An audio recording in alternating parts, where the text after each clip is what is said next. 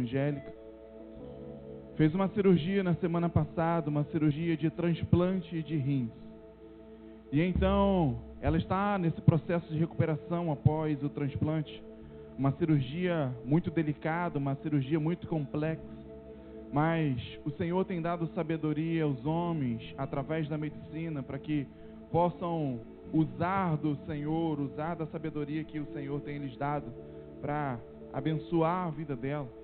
Mas como igreja do Senhor, nós temos que crer, nós temos que acreditar que ao homem cabe fazer aquilo que o homem tem condições.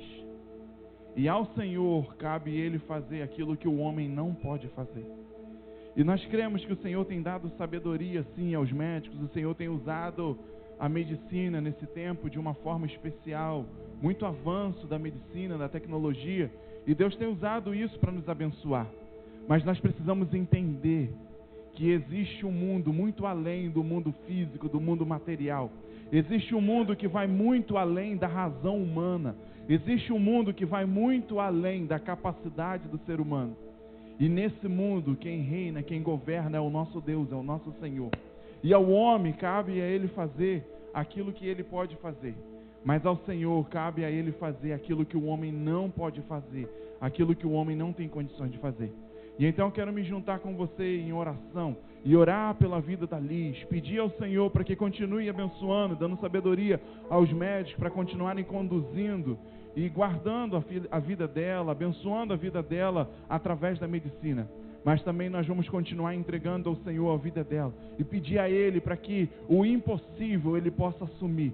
Aquilo que os homens não tiverem condições de fazer. Enquanto os homens tiverem sabedoria, capacidade de ir fazendo, amém, Deus está dando.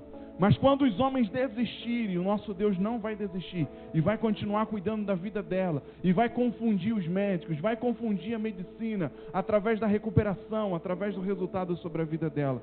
Senhor, como igreja do Senhor, nós oramos pela vida da Liz. E profetizamos, ó Pai, que o Senhor continue abençoando a vida da tua filha, que o Senhor continue cuidando, para que o Senhor continue em nome de Jesus, cuidando de cada detalhe da vida dela, Senhor. Abençoamos o hospital onde ela está internada, abençoamos toda a junta médica, abençoamos os enfermeiros, abençoamos cada um, Senhor, que tem trabalhado com ela, desde as pessoas que limpam, Senhor, aquele espaço, até os médicos responsáveis, Senhor, por esse transplante. E nós te pedimos que o Senhor continue dando sabedoria para que eles cuidem de todas as coisas. Mas nós declaramos que nós servimos ao Deus do impossível. Mesmo se os médicos perderem o controle, mesmo se os médicos não souberem mais o que fazer, nós ainda temos esperança. É exatamente aí que o médico dos médicos entra. É exatamente aí que o Senhor se levanta e dá a última palavra. É exatamente aí que o Senhor entra e estabelece a sua voz, Assim como naquele barco ao longo da tempestade, os homens não sabiam mais o que fazer. Os homens estavam desesperados, com medo de morrer, de perecer em meio àquela tempestade. Mas de repente se levanta alguém e dá uma ordem ao mar, dá uma ordem ao vento, dá uma ordem à tempestade, e eles se aquietam. E eles falam: quem é esse que até o vento e o mar lhes obedecem? Foram surpreendidos pelo poder de Deus. Senhor, nós te pedimos que sejamos surpreendidos pelo seu poder. Te pedimos que a Angélica seja surpreendida pelo seu poder. Te pedimos que a Liz seja surpreendida pelo seu poder. Te pedimos que aquele hospital seja surpreendido pelo seu poder. Te pedimos que aqueles médicos sejam surpreendidos pelo seu poder e possam declarar quem é esse Deus que eles servem. Que mesmo quando nós perdemos o controle, o Deus deles não perdeu o controle e cuidou de todas as coisas. Senhor, enquanto eles puderem abençoar, que eles continuem. Mas quando não puderem, chegou a hora do Senhor fazer o seu milagre, estabelecer o seu milagre, Senhor. Nós abençoamos a vida dela, nós profetizamos cura, nós profetizamos restauração, nós profetizamos vida sobre ela, Pai. E te pedimos que o seu Espírito as acompanhe, as abençoe e as guarde, Senhor, em todo o tempo. E nós cremos que em breve elas estarão aqui para contar o testemunho, não contar o que os médicos fizeram, mas contar o que o médico dos médicos fez sobre a vida delas.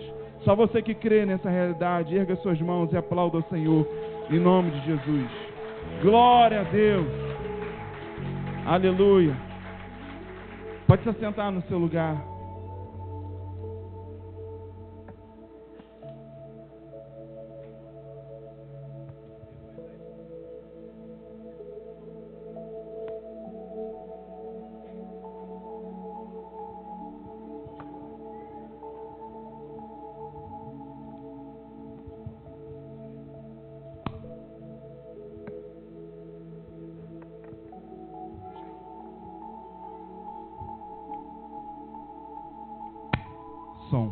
Glória a Deus. Eu não sei se você consegue lembrar onde você estava há 10 anos atrás. Se você pudesse voltar no tempo, voltar na data e lembrar do dia 30 de junho de 2009. Você consegue? Faz um exercício aí com a sua mente. Tenta voltar. Tem uma pessoa aqui que eu garanto que consegue. Cadê? Olha lá, Leila. Ela tem um mistério com o negócio de data. E ela consegue gravar a data que você não tem noção. Mas é claro que o dia exatamente a gente não consegue. Mas talvez você consiga imaginar mais ou menos esse período. Há 5 anos atrás, o que você estava fazendo, como estava a sua vida. E há 10 anos atrás também, o que você está fazendo e como estava a sua vida. Mas eu não quero falar agora nesse momento de vida pessoal.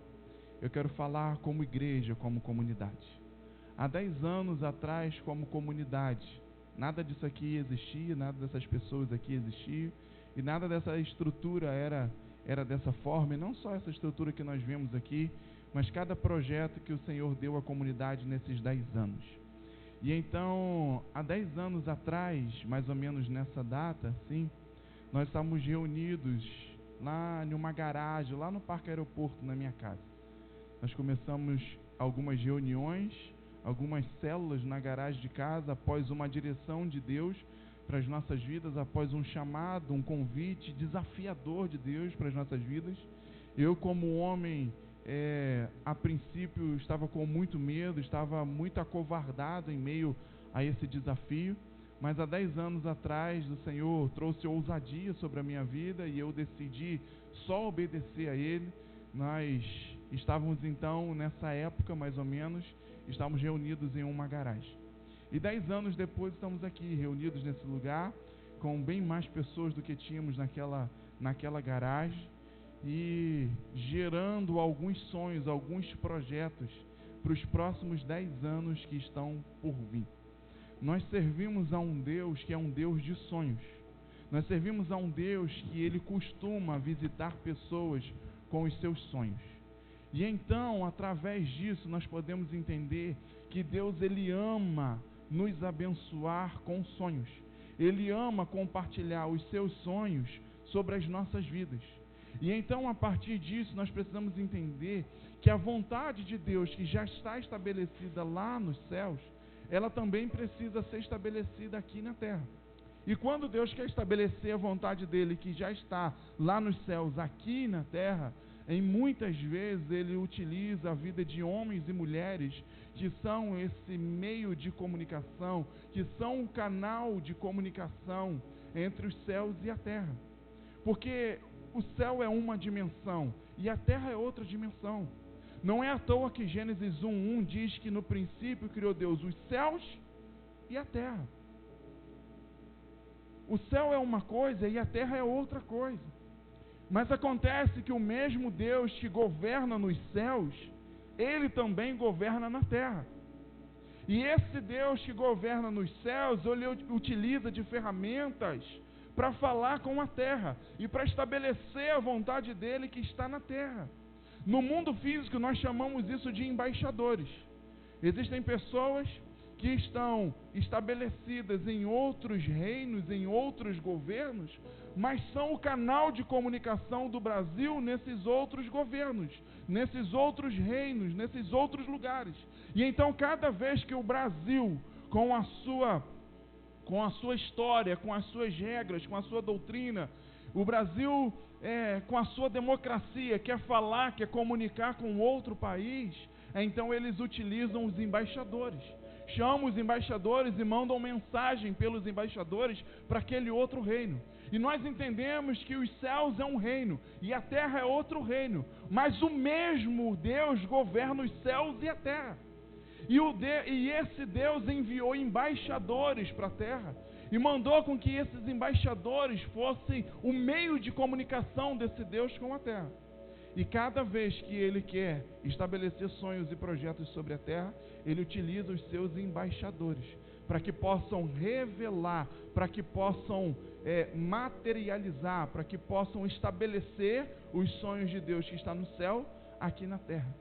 A oração que nós fizemos agora há pouco, uma oração muito conhecida que Jesus nos ensinou, e ela foi batizada popularmente, não é o nome dessa oração, ela foi batizada popularmente assim, oração do Pai Nosso. Essa oração diz exatamente isso: seja feita a sua vontade aqui na terra, como já está estabelecida aí no céu.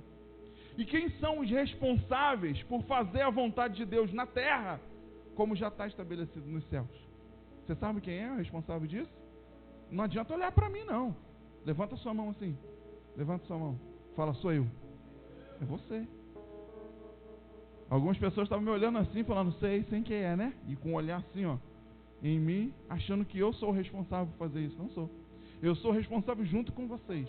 Nós somos os responsáveis por fazer a vontade de Deus aqui na terra, como ela já está sendo feita nos céus. E como muitas das vezes o Senhor faz isso? Nos dando sonhos, nos dando projetos, nos ungindo, nos abençoando, nos capacitando, nos desafiando a aceitar esses sonhos e esses projetos. Um exemplo muito claro e antigo é o exemplo de Noé. Um dia lá nos céus Deus falou, vou mandar um dilúvio sobre a terra. E então o dilúvio era a responsabilidade, a parte de quem? De Deus. Deus falou que ia mandar o quê? Um dilúvio. Quem ia mandar o dilúvio? Deus. Mas então, a partir desse projeto que Deus estava desenvolvendo e que Ele já havia determinado e estabelecido no céu, Ele então faz comunicação, Ele se comunica com um homem na terra chamado Noé, e na terra Ele fala com esse homem, vou mandar um dilúvio, mas eu preciso de você, eu preciso que você construa um barco grande, um barco a qual vai abrigar os animais, e nesse barco você vai abrigar também a sua família. E então um homem chamado Noé começa a trabalhar em um projeto de Deus, mas a princípio era maluco, porque não chovia na terra já tinha um bom tempo. E esse homem começa a construir um barco, e não só um barco, mas um barco imenso, a maior construção, a maior edificação humana até aquele tempo. É como se Noé estivesse lá construindo o Titanic. E os desafios para Noé construir a arca foi muito maior do que os engenheiros construíram o Titanic, porque na época do Titanic já tínhamos bastante tecnologia, já tínhamos bastante ferramentas, e na época de Noé ele não tinha acesso a todas essas tecnologias e ferramentas. E então um homem maluco, a terra estava diminuindo a quantidade de água, os rios estavam diminuindo, os mares estavam recuando, a terra estava passando por seca. E vem um velho maluco construir um barco, porque ia ter um dilúvio, ia encher tudo de água. Mas porque Deus, através do projeto dele que estava nos céus, se comunicou com alguém na terra, e esse alguém acreditou naqueles sonhos, e começou a colocar a mão na obra para realizar aqueles sonhos. E o resultado você já conhece da história. Quando Noé termina de construir aquela arca, no tempo que Deus estabeleceu, vem a chuva, vem o dilúvio, não só a chuva das nuvens, os rios sobem, os mares sobem, as águas que estavam no lençol freático também invadem a terra, e há um encontro de todas as águas. A ciência hoje já explica a possibilidade disso, já confirma esse evento, e então toda a terra é cheia d'água, através de um sonho, de um projeto de Deus lá dos céus, que foi estabelecido na terra. Mas foi estabelecido na terra através de quem? Através de um homem, através de Noé. E então nós precisamos entender que Deus usa os seus embaixadores para que os sonhos dele lá do céu venham para a terra. Mas à medida que nós sonharmos os sonhos do Senhor e trabalharmos para a realização dos sonhos do Senhor, nós não podemos esquecer uma coisa: o que cabe a Deus e o que cabe ao homem. Nesse projeto do dilúvio, qual era a responsabilidade de Deus? Mandar o dilúvio. E qual era a responsabilidade de Noé? construir a arca. Sabe por que muitas das vezes eu e você não conseguimos construir a arca que Deus manda, o barco que Deus manda? Porque a gente é ansioso demais, a gente é metido demais, a gente é enxerido demais, e a gente fica preocupado com o dilúvio, pensando como que Deus vai fazer para mandar o dilúvio, quando que Deus vai mandar o dilúvio, e chegamos a ponto até de querer dar uma ajudinha para Deus no dilúvio. Mas só que o dilúvio cabe a Deus, o dilúvio é responsabilidade de Deus, e a arca é nossa responsabilidade. E nós passamos tempos querendo ajudar a Deus, querendo fazer a parte de Deus, e deixamos de fazer a nossa parte. Mas Noé conseguiu sonhar os sonhos de Deus e executar os sonhos de Deus, porque ele não se preocupou com aquilo que era parte de Deus. Ele falou: o meu Deus é poderoso. Se Deus falou que vai mandar o dilúvio, Ele vai mandar o dilúvio. E a minha responsabilidade é trabalhar na arca, é construir a arca, e eu vou focar na arca. E então Noé foca na arca, e Deus foca no dilúvio. Entendam uma coisa: não se preocupe com aquilo que Deus falou, com aquilo que Deus prometeu. Muitas das vezes nós passamos tempos tentando dar ajudinha, como Abraão, que quando Deus promete que Abraão vai ser pai de multidões, Abraão sai fazendo filho para tudo que é canto, querendo dar uma ajudinha, um empurrãozinho em Deus para cumprir a sua promessa. Mas nós não precisamos disso. Nós precisamos fazer a nossa parte, trabalhar na arca, porque o dilúvio é responsabilidade de Deus.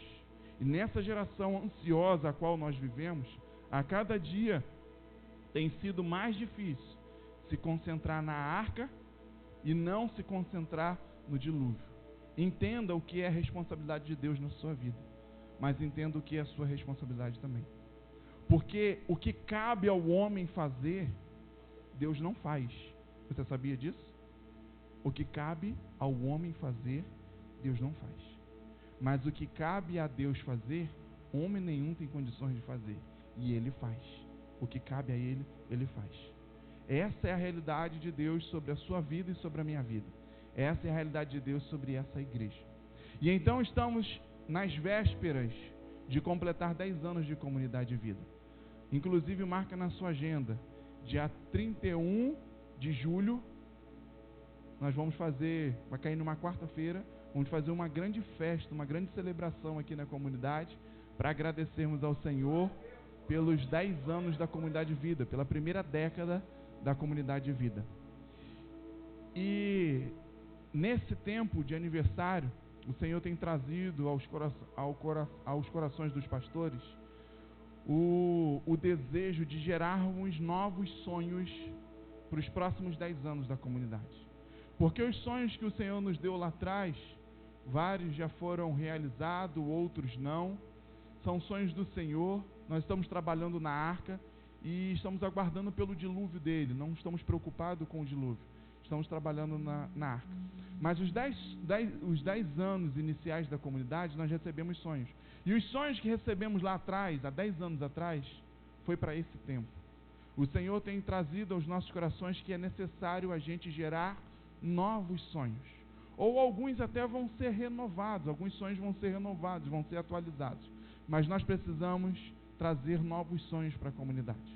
E diferente dos primeiros 10 anos da comunidade, que o Senhor trouxe esse sonho restritamente ao coração de pouquíssimas pessoas, trouxe sonhos restritos ao meu coração e da minha esposa, do pastor Marcos e da sua esposa, e do pastor Rômulo, da sua esposa, e mais alguns tiveram sonhos que ao longo desse tempo foram os sonhos de Deus para a comunidade. Nesse tempo o Senhor disse para mim que Ele vai semear esse sonho em vários corações. Em dezenas de corações o Senhor vai semear os sonhos para os próximos 10 anos da comunidade. Não vai ser mais monopolizado, não vai ser mais uma ou outra pessoa que vai receber os sonhos para os próximos 10 anos. Mas você vai receber os sonhos de Deus para os próximos 10 anos da comunidade de vida. Eu acho que 2 ou 3 vão participar. Com base nisso, nós preparamos um formulário que os nossos diáconos estão aí, já vou entregar a vocês daqui a pouco. E quem quiser se comprometer em ser um embaixador de Deus aqui na comunidade, e quem quiser se comprometer a orar pelos próximos dias, orar pelas próximas semanas, e ser ousado em acreditar que pode ser canal de Deus aqui na comunidade. E Deus pode revelar os sonhos que Ele tem para a comunidade através da sua vida. Você vai pegar um formulário desse. Você vai pegar esse formulário, vai orar por alguns dias, vai orar por algumas semanas, e conforme Deus for te dando os sonhos, os projetos, as conquistas que Ele tem para a comunidade para os próximos 10 anos, você vai anotando nesse papel. E quando Deus disser para você, ok, acabou, aí você vai trazer em uma das nossas reuniões, em qualquer reunião, pode ser no próximo culto da próxima semana, ou qualquer reunião que tenhamos aqui ao longo da semana, e vai colocar nessa caixinha que está aqui no altar. Já tem um sonho ali semeado. Entenda que essa caixa aqui é uma terra, e esse sonho ali é uma semente. E você vai ser aquele que vai semear. E o Senhor vai te dar semente para semear. Porque a palavra de Deus diz isso, que o Senhor dá semente ao que semeia.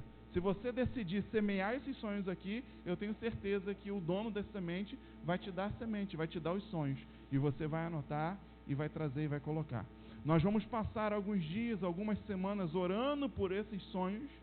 E na semana do aniversário da comunidade, nós vamos abrir juntos em um momento essa caixa, nós vamos ler esses sonhos, nós vamos orar por esses sonhos e nós vamos profetizar esses sonhos para os próximos 10 anos da comunidade. E no dia 31, quando fizermos aniversário, nós já faremos aniversário dos próximos 10 anos, já vamos começar o próximo ciclo de 10 anos com base, com posse já nesses sonhos que serão um mapa, que serão o projeto de toda a trajetória da comunidade nos próximos 10 anos. E então, se você crê que você pode ser embaixador de Deus e ser usado para trazer esses sonhos para o Senhor, levante uma de suas mãos aí, que nossos diáconos vão estar passando. Talvez você não tenha um sonho agora, um projeto agora, amém. Mas se você crê que nas próximas semanas Deus pode te usar para trazer esses sonhos, esses projetos, levante uma de suas mãos, os diáconos vão te entregar, você vai levar para casa, vai orar, vai buscar esse direcionamento do Senhor, e quando você receber esses sonhos, esses projetos, você vai trazer e vai semear aqui no altar.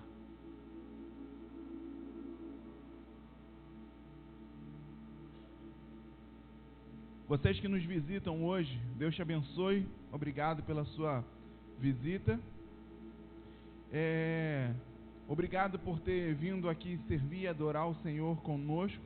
Aqui na comunidade nós dizemos que somos uma família, somos uma grande e verdadeira família, e que você sinta a vontade em servir e adorar o Senhor nessa casa, nessa família, e que haja prazer, alegria em você estar mais vezes aqui na casa do Pai. Essa casa não é nossa, a casa é do Pai, e nós temos alegria em te receber na casa do Pai. Você que nos visita pela primeira vez, na hora que você for embora, lá fora vão ter algumas pessoas que vão estar lá para te entregar um presente. Elas querem te dar um presente da comunidade. E então procure uma dessas pessoas, elas vão estar com uma plaquinha lá fora. Se é a sua primeira vez aqui, me procure. E então você vai receber esse presente que a comunidade tem para você. Mas mais uma vez nós te agradecemos e louvamos a Deus por você estar aqui nessa noite. Amém?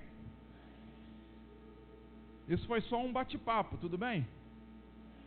Tudo bem? Vamos para a palavra do Senhor. Eu quero conversar com vocês hoje sobre atitudes importantes dentro do reino do Senhor. Eu quero tomar alguns exemplos de homens que souberam se posicionar no reino do Senhor e souberam agir, ter atitude, ter decisões dentro do reino do Senhor. Mas só para vocês entenderem todo o contexto, eu quero partir de onde nós paramos nessa conversa. No dia 9 de junho, 9 desse mês, nós fizemos aqui a festa de Pentecostes. Quem estava aqui no dia 9 de junho, na festa de Pentecostes? Amém. Então você que estava aqui, lembra que nós falamos falamos sobre Pentecostes, explicamos o que significa a festa de Pentecostes. Você que não estava, a gente buscou o fundamento da experiência que Moisés teve lá no Sinai, que foi a primeira experiência 50 dias depois do povo ter saído do Egito. Então o povo sai do Egito, é libertado na Páscoa do Senhor do Egito, e 50 dias depois dessa saída do Egito, a primeira festa é a festa da Páscoa, e por isso, por muitos anos, passou a ser celebrado a Páscoa, porque Deus livrou o seu povo da passagem do anjo sobre a terra do Egito, e então se estabeleceu a festa da Páscoa.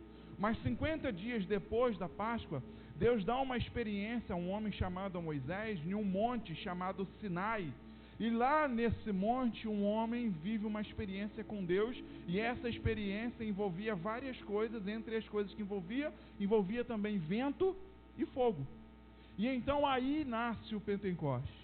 E muitos anos depois, ao cumprir-se o dia de Pentecostes, comemorando, celebrando aquela festa tradicional de Pentecostes que nasceu lá na experiência de Moisés, tinha um povo lá em Jerusalém reunido num lugar chamado Cenáculo. Eram os discípulos de Jesus, mais ou menos 120 pessoas. O livro de Atos capítulo 1 e 2 explica essa história. E então lá nesse lugar, e eles estavam ali, enquanto no dia de Pentecostes muitos estavam reunidos para comer, para dançar, para celebrar culturalmente a festa de Pentecostes, eles estavam reunidos orando, adorando ao Senhor e crendo na promessa que Jesus fez. Quando morreu e ressuscitou, Jesus prometeu para eles que enviaria outro como ele, que enviaria o Espírito Santo, e eles seriam tomados pelo Espírito Santo, seriam cheios do Espírito Santo, para que pudesse executar a obra, o projeto, o desafio que Jesus deixou para eles de espalhar o Evangelho sobre os 4 cantos da terra. E então eles ficaram reunidos lá no cenáculo, crendo que a promessa ia se cumprir. E então, exatamente no dia da festa de Pentecostes, veio um som do céu como um vento impetuoso e encheu o lugar onde eles estavam reunidos, e o Espírito Santo os batizou ali, os batizou com fogo. Então, aquela mesma experiência de Moisés no Sinai, aonde o monte estava com trovões, com relâmpagos, com ventos, com terremoto, aquela mesma experiência. Aí muitos anos depois, lá no cenáculo, Deus traz o mesmo vento que estava lá no Sinai, e o mesmo fogo que estava lá no Sinai, que era do mesmo Espírito, que era do Espírito de Deus, e batiza em Atos os discípulos que estavam dispostos a cumprir a missão, o desafio de Jesus. Aqueles discípulos já tinham recebido a Jesus como seu Senhor e Salvador. E então, para quem estava em busca só de ser salvo, de ser livrado do inferno, só ter aceitado Jesus como Senhor e Salvador já era suficiente, não precisava mais nada. Por isso que Jesus, quando ressuscita, encontra com mais de 500 pessoas, segundo o apóstolo Paulo, e Jesus fala com essas 500 pessoas, vai para lá, para Jerusalém, e se reúne lá, não sai de lá até que a promessa se cumpra. Mas dessas 500 pessoas, só 120 conseguiram perseverar e continuar reunidos ali, orando, adorando e buscando a promessa que Jesus fez. Os outros 370, né? 380, 120, é isso? 380. Os outros 380 estavam só interessados em ser salvos, se livrar do inferno. Mas tinham 120 que queria mais do que se livrar do inferno. Tinha 120 que queria ser embaixador de Cristo e estabelecer o reino de Cristo na terra. Estabelecer a vontade de Deus que já estava no céu sobre a terra. E eles falaram assim: nós vamos precisar cumprir a missão que Jesus nos deixou, de ir pregar o Evangelho, fazer discípulo, batizar todo mundo em todas as nações. Mas com a nossa força humana nós não seremos capazes de fazer isso. E então nós precisamos de quê? Do poder do Espírito Santo. Nós precisamos ser potencializados, avivados pelo Espírito Santo, para que consigamos cumprir o que Jesus confiou a nós como missão: pregar o Evangelho, fazer discípulos, batizar a todos em todas as nações. E então por isso aqueles discípulos ficaram lá no cenáculo. Os outros que não ficaram porque queriam só ser salvo. Mas existiam alguns que estavam tão gratos porque o Cordeiro de Deus morreu e ressuscitou, estavam tão gratos pelo que Deus fez sobre a sua vida, que amou o mundo de tal maneira que deu o seu único Filho, para que todo aquele que nele crê não pereça, mas tenha vida eterna, que decidiram buscar por um poder sobrenatural, um poder dos céus, para que pudesse capacitar a sua vida para cumprir uma missão que humanamente, intelectualmente, não seria possível. E por isso os discípulos ficaram reunidos lá em Atos 2 e foram avivados.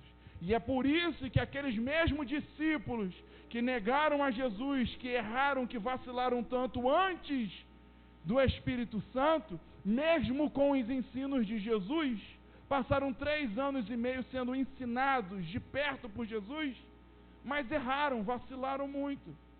Mas agora esses mesmos homens que já tinham os ensinos de Jesus, quando receberam o poder do Espírito Santo, fizeram coisas que até hoje nós estamos colhendo os frutos e as consequências. Se o Evangelho chegou no Brasil, no Rio de Janeiro, em Macaé, no ano de 2019, graças a esses caras que foram potencializados pelo Espírito e conseguiram impulsionar o que Jesus fez na cruz por mim e por você. E então estabeleceram o reino de Deus por 2000 anos, porque decidiram não ficar só parados, empolgados, e com a sua atenção presa na salvação, na grande salvação, na graça da salvação de Deus, mas entenderam que aquela salvação podia e deveria alcançar a vida de outras pessoas. Nas próximas semanas nós vamos começar uma série de mensagens, o que é o amor. E nessa série de mensagens, se prepare para ser muito confrontado pelo Senhor. E um dos confrontos que o Senhor vai nos trazer, é só um spoiler, é que a graça, o amor de Cristo não pode parar em nós. Nós não somos a estação final da bênção de Deus. Nós somos o canal de comunicação, o meio de comunicação da graça de Deus com a humanidade. E então o amor, a graça, a bênção de Deus vem para as pessoas, mas passa por nós. E nós muitas das vezes somos pretensiosos, soberbos, e achamos que somos a última cereja, e que tudo que Deus faz é só por causa da gente, é só pela gente. Sim, Ele faz pela gente porque Ele quer alcançar a vida de outras pessoas também. E muitas das vezes nós retemos tudo, guardamos tudo com a gente, e nós somos estação final do amor, da bênção, da graça de Deus, porque nós não fazemos como esses discípulos que entenderam que o que eles receberam foi tão forte, foi tão grande, que tinha que alcançar a vida de outras pessoas também. E que o reino de Deus que tinha alcançado a vida deles, precisava alcançar a vida de pessoas em todo o mundo, em todo o planeta. E é por isso que aqueles caras falam, eu preciso ser avivado, potencializado, porque eu preciso fazer as obras que Cristo confiou a mim. Porque Jesus falou, vocês farão obras iguais e maiores as que eu fiz. E de fato isso foi verdade, porque Jesus pregou o Evangelho em Jerusalém, em Samaria, na Judéia, na Galileia, mas os discípulos de Jesus, os 12, e depois Paulo também, e os seus co-discípulos, foram eles que pregaram o Evangelho nos 4 cantos da terra. Jesus curou pessoas com cuspe, colocando as suas mãos, pessoas tocando em Jesus, mas os discípulos curaram pessoas através de Jesus com a sua sombra. Então nós entendemos que obras iguais e maiores foram feitas porque eles receberam o Espírito Santo. É muito importante recebermos todos os ensinos que Jesus tem nos dado ao longo do tempo, mas não podemos ignorar a necessidade como igreja de recebermos o Espírito Santo, porque é o Espírito Santo que vai nos potencializar para conseguirmos colocar tudo que estamos aprendendo em prática. Porque só saber, só conhecer, os fariseus também sabem muito, mas não conseguem colocar em prática porque não são tomados, possuídos pelo Espírito Santo de Deus. E aquilo tudo fica só em teoria, aquilo tudo fica só em informação. Por isso precisamos aprender, mas também precisamos a cada dia clamar pelo avivamento do Senhor. E Pentecostes é tempo de viver novas experiências com o Senhor. Foi no Pentecostes que Moisés viveu novas experiências com o Senhor.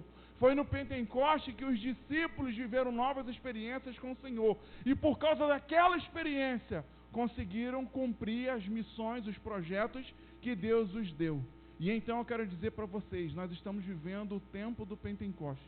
Começou no dia 9 de junho, não foi lá a festa e acabou.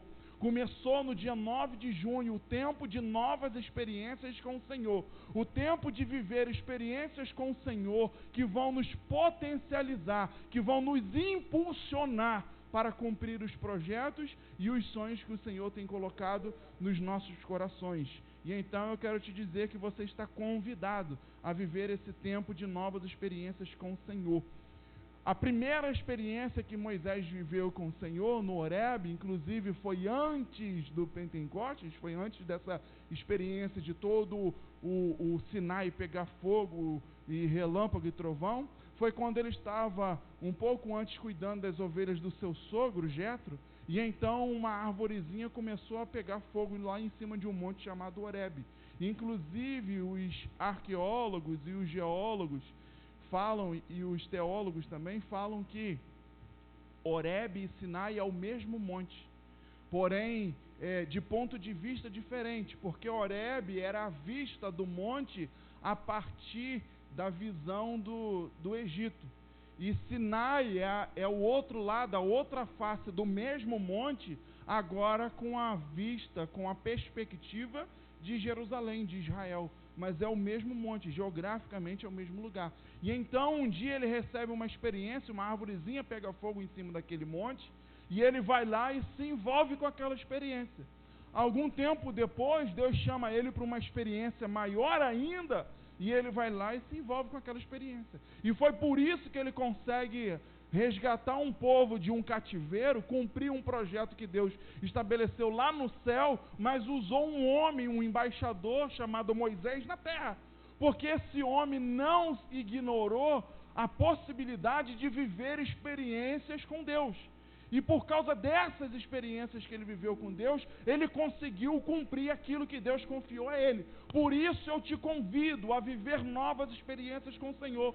Talvez as experiências que você vai viver nos próximos dias são experiências pequenas, mas as experiências pequenas estão iniciando, estão começando, estão abrindo as portas para maiores experiências que você viverá. Tanto a experiência menor quanto a maior faz parte do projeto de Deus em usar você para cumprir, para estabelecer a vontade dele em Macaé, para fazer a vontade dele no Rio de Janeiro, no Brasil, nessa geração, nessa igreja, na sua família, na sua vizinhança. Então não ignore a possibilidade de ter experiências com Deus. Não ignore a possibilidade de viver novas experiências com Deus, porque o que diferencia um fariseu de um cristão são as experiências com o Espírito Santo. Não é o conhecimento só da palavra. O conhecimento da palavra é importante, é imprescindível, mas nós precisamos trazer vida, trazer luz à palavra, aos ensinos de Cristo sobre as nossas vidas, e só quem faz isso é o Espírito Santo. Por isso eu creio que nós estamos vivendo o tempo de Pentecostes, tempo a qual nós seremos potencializados pelo Espírito Santo e conseguiremos colocar os ensinos que Jesus tem sobre as nossas vidas em prática. E então nós precisamos entender que homens e mulheres precisam de atitude dentro do reino de Deus. E nós conversamos no dia 9 sobre um homem chamado Pedro, um homem que teve muitas atitudes dentro do reino de Deus. Falei com vocês sobre o nome dele. O nome dele no original é Simeão, e no hebraico é Simeão, e no grego é Simão, mas Jesus colocou um apelido nele, chamou ele de Cefas, que do aramaico é Kefa, que quer dizer rocha, quer dizer pedra, e por isso em português nós chamamos ele de Pedro. Então olha o cidadão quantos nomes tem. Se você acha que você tem muito nome, o seu nome e sobrenome é grande, se você acha que você tem apelido, olha um homem chamado Simeão, Simão, Cefas e Pedro. Olha o nome do sujeito. Mas é tudo a mesma pessoa. E esse cara, ele sempre foi um discípulo diferenciado, porque foi Pedro o único que andou sobre as águas com Jesus. Fala assim, Pedro foi um discípulo diferenciado, de atitude. Se você não entender mais nada dessa mensagem hoje, grava pelo menos isso. Pedro foi um discípulo diferenciado de atitude. Sim ou não? Pedro foi o quê?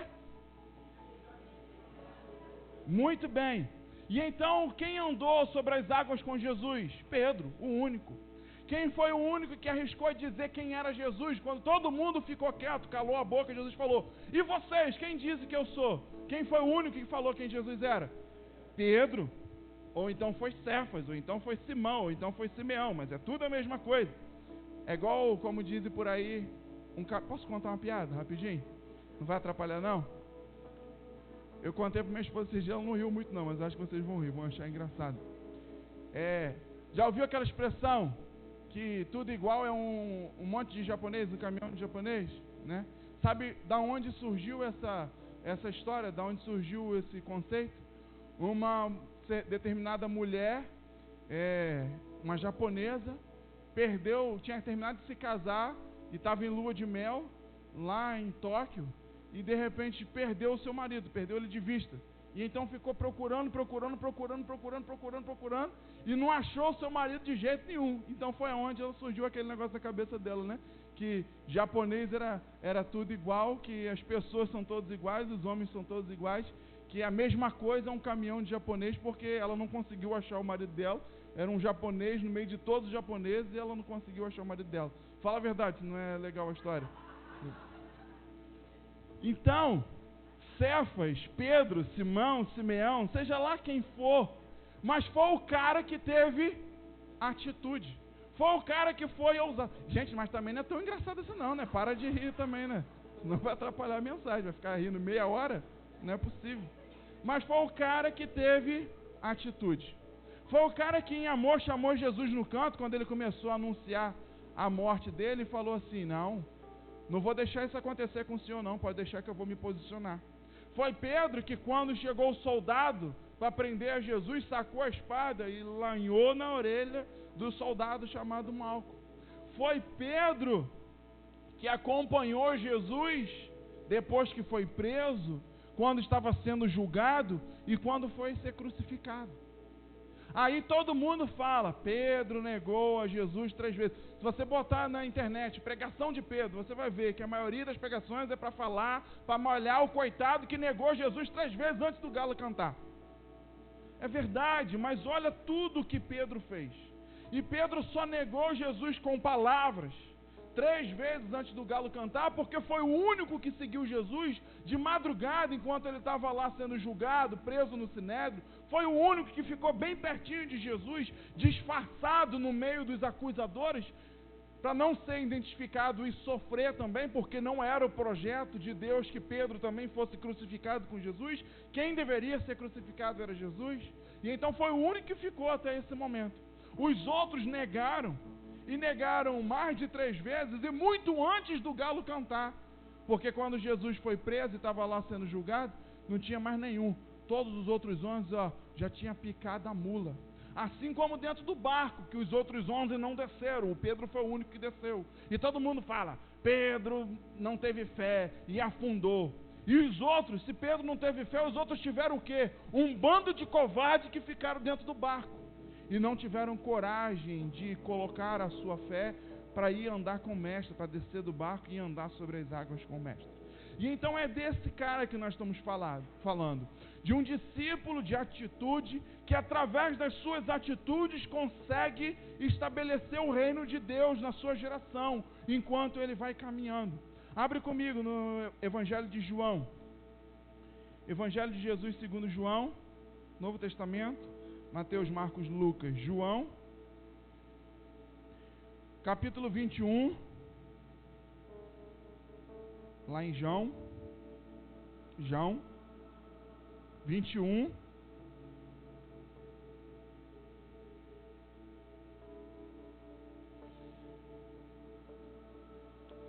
versículo 1.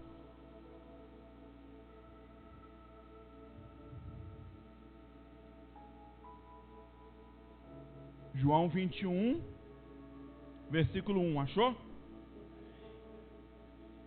Olha aqui para mim. Pedro, ele tinha um problema, ele tinha um vício, uma síndrome. E ele era viciado no negócio de largar barco para seguir Jesus. Se você estiver anotando e você achar importante essa informação, a primeira vez que Pedro larga o barco para seguir a Jesus foi quando ele foi chamado como discípulo para ser discípulo de Jesus. Ele estava pescando junto com os seus irmãos e então ele larga o barco, abandona o barco e segue a Jesus. É a primeira vez que ele larga o barco, abandona. A segunda vez que Pedro larga o barco é quando eles estavam lá no barco naquela tempestade, já eram discípulos de Jesus, e então Jesus aparece andando sobre as águas, e então todo mundo achou que era fantasma, mas Pedro, que eu creio que era Jesus, e falou: se for o Senhor mesmo, manda ir ter contigo. E Jesus falou: vem. E ele desceu do barco e saiu andando sobre as águas. A humanidade, fora os mentirosos, faceiros aí no mundo, que tem nego que fica gravando vídeo que andou sobre as águas também, fora esses mentirosos aí, só 2 seres humanos andaram sobre as águas: Jesus e Pedro. Fora isso, nós não temos confirmação, informação bíblica, respaldo que 2 pessoas andaram sobrenaturalmente sobre as águas. Eu também ando sobre as águas de caiaque, eu também ando sobre as águas de barco quando a gente vai para a ilha, mas sobrenaturalmente só 2 pessoas andaram: foi Jesus e foi Pedro. E então, a terceira vez que Pedro larga o barco é essa aqui agora, João 21, versículo 1. Depois disso, tornou Jesus a manifestar-se aos discípulos junto ao mar de Tiberíades. Presta atenção numa coisa: aqui Jesus já tinha morrido, já tinha ressuscitado e estava aparecendo frequentemente aos discípulos. Aqui Pedro tinha juntado um bando e tinha ido pescar, totalmente sem esperança, totalmente desorientado com a tragédia que a princípio tinha acontecido com Jesus, tinha morrido. Pedro então volta a fazer o que ele fazia antes. Pedro então volta a pescar. Por mais que já tivesse abandonado o barco outras 2 vezes, ficou tão atordoado que voltou para o barco. E não voltou sozinho, levou alguns discípulos com ele. Pedro foi pescar e outros discípulos foram pescar também. E então presta atenção: estavam juntos Simão Pedro, Tomé, chamado Dídimo, Natanael, que era de Caná da Galileia, e os filhos de Zebedeu, os 2 dos seus discípulos. E disse-lhes Simão Pedro: vou pescar. Pedro falou: vou pescar, vou voltar para o barco que eu já pulei, que eu já abandonei. E disseram-lhe os outros: também vamos contigo. Só que Pedro era pescador e os outros que foram não eram pescador. Não sei o que eles foram fazer no barco, mas Pedro estava tão atordoado que tentou voltar a ter a vida anterior a Jesus. E então foi pescar, e os outros também foram pescar. E saíram e entraram no barco. E naquela noite aconteceu o quê? Nada apanharam. O pescador está atordoado, está maluco. Tem um bando de gente que não sabe pescar junto com ele. Qual vai ser o resultado daquela noite? Não vai pegar nada. Quem gosta de pescar aqui, quem pesca sabe disso, né? Cadê Alex? Né, Alex? Se for pescar e você levar um monte de gente que não sabe pescar, que não tem material de pesca, aquele povo vai enrolar a linha, vai agarrar o anzol, né, Alex? Vai apurrinhar a noite toda. É melhor juntar um dinheiro lá no mercado e comprar um peixe, porque vão apurrinhar tanto que você não vai conseguir pegar nada. E foi o que aconteceu com Pedro: nada apanhado. Mas ao clarear da madrugada estava Jesus na praia. Todavia os discípulos não reconheceram que era ele. Presta atenção, os discípulos não sabiam que era Jesus que estava ali. Versículo 5, perguntou-lhe Jesus: filhos, tem de alguma coisa aí para comer? E responderam: não. Os discípulos estão lá dentro do mar pescando. Jesus está cá na areia e Jesus grita: ô filho, tem alguma coisa para comer aí? E os discípulos falam: não, está vendo que a gente não pegou nada? Estamos aqui a noite toda pescando, não pegamos nada. E tinha um sujeito pelado, o chefe ali dos pescadores, estava pescando pelado. Geralmente você tira a roupa para entrar na água e bota a roupa quando sai da água, sim ou não? É assim a regra? Pedro, quando saiu da água, tirou a roupa, e quando foi entrar na água, botou a roupa. Olha só, perguntou: filhos, tem alguma coisa para comer? Responderam: não. E então Jesus disse: lançai a rede à direita do barco e achareis. Assim fizeram, e já não podiam puxar a rede, que era tão grande a quantidade de peixes. Aquele discípulo a quem Jesus amava, quem era? João, olhou para Pedro e disse: Pedro, é o Senhor. E então Simão Pedro, ouvindo que era o Senhor, vestiu a roupa, cingiu com suas vestes. Olha que maluco, estava pescando pelado, e veste a roupa e faz o quê? Pula nas águas, lançou-se ao mar. Mas os outros discípulos vieram no barquinho, puxando a rede com os peixes, porque não estavam distantes, a não ser 200 côvados. Côvado era uma medida naquela época, naquele tempo. Você mede do dedo até aqui no cotovelo, e cada côvado é essa medida. E variando para a estatura de cada ser humano, mas vai dar uma média de 50 centímetros mais ou menos. Então 200 côvados dava mais alguma coisa em torno de 100 metros. Pedro, foi fazer uma prova olímpica dos 100 metros rasos, mergulhou, botou a roupa, mergulhou e saiu nadando. Porque ele descobriu que era Jesus que estava lá, e ele não quis esperar o barco ir remando e chegar até lá. O desespero de se encontrar com Jesus, de estar com Jesus, foi tão grande que ele pula do barco mais uma vez. E então agora é a terceira vez que Pedro pula desse barco. Na primeira vez que Pedro pulou do barco, saiu do barco, que foi daquela vez que ele estava trabalhando e Jesus chamou ele para ser discípulo, Pedro abandonou o seu trabalho, abriu mão da provisão para seguir a Jesus. Na segunda vez que Pedro abandona o barco, que foi aquela vez dentro da tempestade, Pedro abriu mão da segurança, porque estar dentro daquele barco, no meio daquela tempestade, era a única segurança que eles tinham. Mas Pedro abandonou a segurança para seguir o mestre. E a terceira vez, se lembre de uma coisa: um pescador que estava desorientado e voltou à sua profissão, voltou a pescar, e levou mais gente com ele para pescar. Pedro foi fazer o que lá? Ele disse: eu vou pescar. Pedro foi pescar. Pedro não foi para aquela praia para outra coisa a não ser para pegar peixe. E então passou a noite toda pescando e não conseguiu. De repente aparece alguém e fala: joga a rede do lado direito. Ele jogou e encheu de peixe. O que Pedro deveria fazer, humanamente falando? Ficar do lado daqueles peixes, ficar dentro daquele barco cheio de peixe. Mas Pedro pula do barco cheio de peixe. Podemos dizer que aquele foi um dos maiores sucessos do pescador Pedro. Foi um dos maiores sucessos da empresa de Pedro. Um dos momentos que a empresa de Pedro estava bombando. Mas Pedro pula mais uma vez do seu sucesso, abandona o sucesso e vai seguir ao mestre, vai fazer o que Jesus estava o chamando. O que nós precisamos entender é que Jesus quer usar pessoas que têm atitude. Jesus quer usar pessoas que têm atitude diante dele, para que o reino dele seja estabelecido, para que a vontade dele seja feita. Você pode anotar, não precisa abrir, não é à toa que em Atos 2:1-4, Atos 2:14 e Atos 2:41, ao longo de Atos 2 ali, nós vamos ver a história do primeiro discurso de Pedro, onde Pedro, depois de participar do Pentecostes e ser avivado pelo Espírito Santo, abre a sua boca e começa a falar de Jesus, do amor de Jesus, da graça de Jesus, e no final do seu discurso, 3.000 pessoas estão desesperadas dizendo o seguinte: o que nós podemos fazer para receber esse Jesus sobre a nossa vida também? E então Pedro falou: vocês precisam crer e vocês precisam ser batizados. E diz a história que naquele dia 3.000 pessoas aceitaram a Jesus e foram batizados. Eu não sei se você consegue perceber o mistério de 3 que tem de Jesus com Pedro. Quantas vezes Pedro negou Jesus? Mas depois, quando Jesus apareceu, depois desse momento aqui que nós lemos de João 21 aqui, Jesus, depois que ele foi para a areia, senta com ele, faz uma fogueira lá. Jesus pergunta quantas vezes para Pedro se ele amava Jesus? 3 vezes.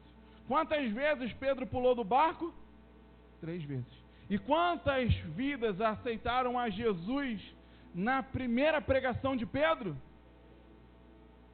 Só que enquanto eles tinham só os ensinos teóricos de Jesus, o negócio era na base do 3. Mas depois que obedeceu a Jesus, ficou em Jerusalém e foi avivado pelo Espírito Santo, o negócio mudou de casa. Agora não passou a trabalhar mais na casa da unidade, nem da dezena, nem da centena. Já foi para a casa do milhar. 3.000 pessoas aceitaram a Jesus e foram batizados nas águas através da vida de Pedro. Aquilo que nós fazemos como pescadores humanos, se nós acreditarmos que temos um projeto do Senhor e quisermos ser potencializados, avivados pelo Espírito Santo, no reino do Senhor nós vamos fazer milhares e milhares de vezes, nós vamos ter milhares e milhares de resultados maiores, mais potencializados através do Espírito Santo de Deus. Se Pedro tivesse ficado dentro do seu barquinho próspero, 3.000 pessoas não tinham aceitado a Jesus e sido batizadas na primeira pregação de Pedro. Muitas outras vieram depois. E então, existe até um entendimento, eu já fui ensinado nisso uma vez, que foi aqui que nasceu a igreja. Foi aqui que surgiu a igreja. A igreja começou quando Pedro batizou 3.000 pessoas. E esses 10 primeiros anos de comunidade foi só um ensaio. A comunidade está nascendo agora, aonde pessoas, dezenas e centenas de pessoas estão sendo alcançadas pela mensagem e estão sendo batizadas nas águas, porque existem 1, 2 ou 3, meia dúzia que têm resolvido ser potencializado pelo Espírito Santo para cumprir a obra que o Senhor nos deixou, a missão que o Senhor nos deixou. Nós somos além, existem uns aqui que são além da multidão, que está interessado em comer pão e peixe. Existem alguns aqui que são além da multidão, que está só interessada em ver um cego enxergar e um paralítico andar. Existem pessoas aqui que têm fome e sede de coisas a mais. Tem fome e sede que pessoas sejam alcançadas, que pessoas ouçam a mensagem de Cristo, sejam alcançadas pelo seu amor. Pessoas que estão com fome e sede de verem vidas sendo transformadas, famílias mudadas, a sua cidade mudando, o seu estado, o seu país. E essas pessoas, Jesus prometeu que elas seriam potencializadas pelo Espírito Santo para cumprir aquilo que Jesus nos deixou como missão.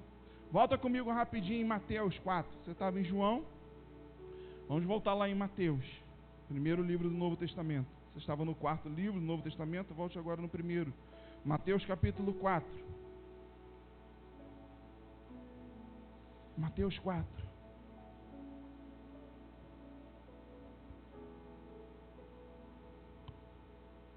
Nós estamos vivendo um tempo em qual Jesus está em busca de discípulos como Pedro, discípulos como Maria, discípulos com atitude, discípulos que colocam a mão na massa para fazer o que tem que ser feito, discípulos que estão afim, que estão interessados além do seu egoísmo, que querem mais do que só ser curado, que quer mais do que só ver o seu barquinho encher de peixe e prosperar. Discípulos que querem mais do que as coisas que o egoísmo humano tem buscado nesse mundo. Pessoas que querem abençoar outras vidas, pessoas que querem abençoar outras pessoas e pessoas que querem estabelecer o reino de Cristo, que querem falar do amor de Jesus, que querem falar sobre a cruz, que querem falar sobre a morte, mas querem anunciar que Ele ressuscitou. O que diferencia o cristianismo de todas as outras religiões do mundo é a ressurreição. Porque outros grandes líderes já passaram pela terra, mas ficaram presos pela morte. Buda, Confúcio e muitos outros não puderam sobreviver, não puderam resistir à morte. Mas nós anunciamos a história daquele que morreu como um cordeiro, mas que ressuscitou como um leão. Se a ideia de Jesus fosse só dar salvação para mim e para você, Ele não precisava ter ressuscitado. Porque de acordo com o plano, com o projeto da regeneração humana do pecado, era só matar um animal que o pecado estava perdoado. Pode olhar para toda a história, olha para todo o Antigo Testamento, que você vai ver homens e mulheres matando animais e sendo perdoados dos seus pecados. O sacrifício, a morte, perdoava eles dos seus pecados. Se Jesus tivesse vindo a esse mundo só para dar vida eterna para mim e para você, Ele não precisava ter ressuscitado. Mas Ele ressuscitou para dizer, a história não acabou, a história precisa continuar. E eu vou confiar em você para continuar essa história. Eu vou confiar em você para ser o meu representante, para ser o meu embaixador e falar para todo mundo que o leão ressuscitou. Então a história não acabou, a história só começou. A história não acaba na ressurreição de Cristo, a história começa na ressurreição de Cristo. Mateus capítulo 4, versículo 12. Olha comigo aqui o que está escrito. Você achou? Amém? Ouvindo, porém, Jesus que João fora preso, retirou-se. Mateus 4, 12, tá certo. Ouvindo, porém, Jesus que João fora preso, retirou-se para a Galileia. E deixando Nazaré, foi morar em Cafarnaum, situado à beira do mar, nos confins de Zebulon e Naftali.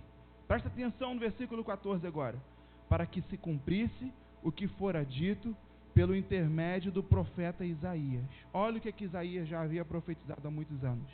Terra de Zebulon, terra de Naftali, caminho do mar, além do Jordão, Galileia do Gentil.